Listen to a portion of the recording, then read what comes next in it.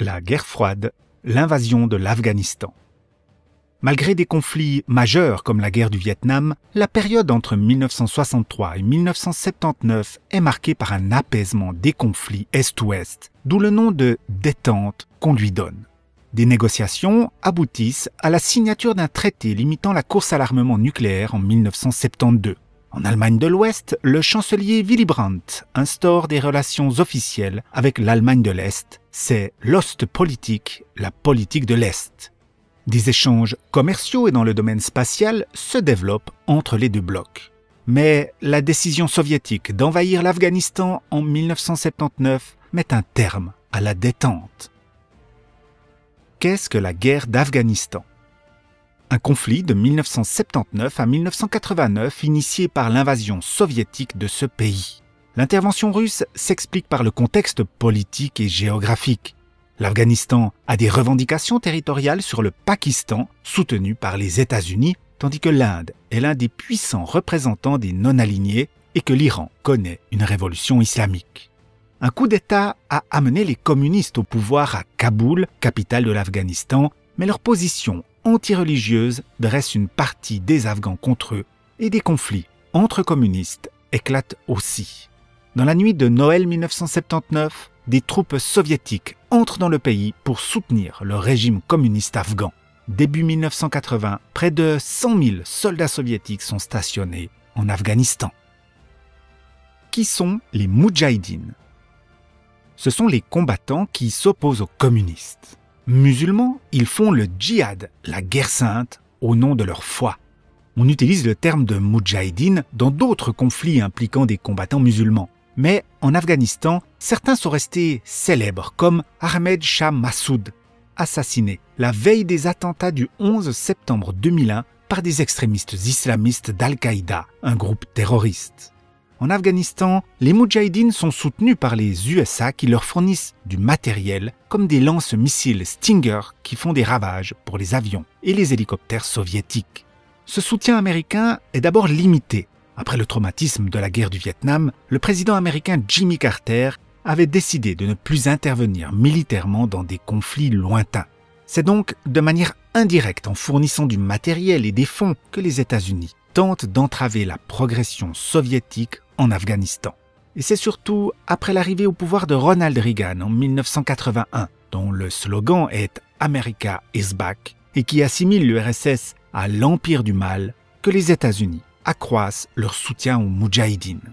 La course aux armements reprend et en 1983, l'URSS rompt les négociations sur la limitation des armements stratégiques lors de la crise des euromissiles provoquée par le positionnement de missiles russes dirigés vers l'Europe et du déploiement de moyens de riposte de l'OTAN contre l'URSS.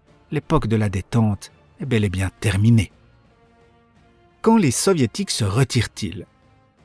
À partir de 1987, la stratégie russe change et les troupes soviétiques se replient sur des positions défensives, tandis que l'armée afghane combat les Moudjahidines qui contrôlent la majorité du pays. Le nouveau dirigeant soviétique, Mikhaïl Gorbatchev, décide du retrait soviétique dès 1988, demandé par des familles russes qui ne tolèrent plus les morts de cette guerre. Près de 26 000 soldats russes mourront en Afghanistan, environ le double de Moudjahidines, et entre 500 000 et 2 millions de civils seront tués. Que se passe-t-il après le retrait russe ? Une guerre civile éclate entre les différentes forces afghanes.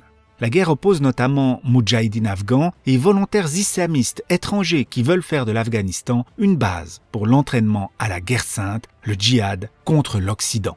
Dès 1996, les talibans prennent le pouvoir et contrôlent la majeure partie du pays en repoussant progressivement les Moudjahidines. Qui sont les talibans ? Des combattants islamistes qui s'imposent dans les années 1990. Dirigés par le mollah Omar, les talibans vont s'illustrer dans une politique de terreur à l'égard des femmes privées d'éducation et de droits. Ils vont développer la culture du pavot qui sert à produire l'opium et l'héroïne, devenant le principal fournisseur des trafiquants. Les talibans s'en prennent aussi au patrimoine en dynamitant les 2 Bouddhas de Bamiyan qui dataient de l'Antiquité. Le pays accueille les camps d'entraînement du mouvement islamiste Al-Qaïda, la base, dirigé par un riche héritier saoudien du nom d'Oussama Ben Laden. Après avoir bénéficié de l'aide américaine dans sa guerre contre les soviétiques, il s'est mis en tête d'engager une guerre totale contre les Occidentaux et les musulmans modérés. Comment évolue la situation de l'Afghanistan? Après les attentats du 11 septembre 2001, les USA attaquent le régime taliban qui abrite le chef de l'organisation terroriste Al-Qaïda, Ben Laden, responsable des attentats contre l'Amérique. C'est l'opération Enduring Freedom, Liberté immuable, à laquelle participent près d'une quarantaine de pays, dont la France, l'Espagne, le Portugal ou l'Italie.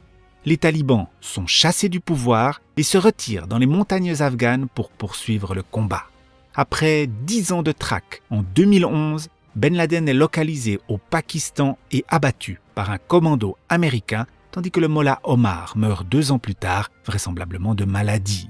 Mais malgré un conflit ayant duré 20 ans, les États-Unis et la coalition internationale ne sont pas parvenus à détruire le mouvement qui, en 2021, reprend le pouvoir à Kaboul. 2000 milliards de dollars, 2500 morts dans l'armée américaine et 50 000 chez les civils afghans n'ont pas suffi à chasser les talibans. En résumé, de 1979 à 1989 se déroule la guerre d'Afghanistan après l'invasion soviétique. Les Moudjahidines sont les combattants afghans, ils sont soutenus par les USA et leurs missiles Stinger. En 1989, le retrait russe est achevé selon les ordres du nouveau leader soviétique, Mikhail Gorbatchev. Après le retrait, une guerre civile oppose les Afghans entre eux. Le mouvement taliban s'impose. Les talibans sont des intégristes religieux qui abritent l'organisation Al-Qaïda d'Oussama Ben Laden. Après les attentats du 11 septembre 2001, les États-Unis attaquent le régime taliban, mais après 20 ans de guerre, ceux-ci sont de retour à Kaboul.